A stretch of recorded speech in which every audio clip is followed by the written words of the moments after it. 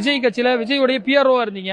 தற்போது எந்த தொகுதிக்கு நீங்க போட்டியிட மனு கொடுத்தீங்க? கன்னியாகுமரி தொகுதிக்கு போட்டியிடறதுக்கு மனு கொடுத்துருக்கேன் சார், கன்னியாகுமரி சட்டமன்றத்தில். பல ஆண்டுகளாக அவருக்காக பணியாற்றீங்க. புலி படம் வரை நீங்க வந்து அவருக்கு மேனேஜரா பிஆர்ஓவா இருந்தீங்க, நீங்க ப்ரொடியூசரா வந்தீங்க. இப்போ வந்து கருத்து வேறுபாடால இந்த மாதிரி நீங்க சொல்றீங்க, காழ்ப்புணர்ச்சியில சொல்றீங்க அப்படின்னு சொல்ல முடியும் சார்?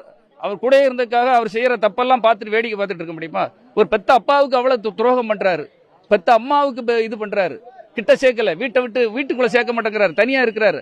அவங்க கடைசி 80 வயசுக்கு பிறகு ஒரு தனிமைப்படுத்தப்பட்டிருக்காங்க சார். அவங்களுடைய கல்யாணம் 60வது கல்யாணம் வந்து ஒரு பையன் வந்து ஆசீர்வாதம் பண்ண எல்லாரும் அதுக்காக வருவாங்க. வந்தாங்களா? வரல.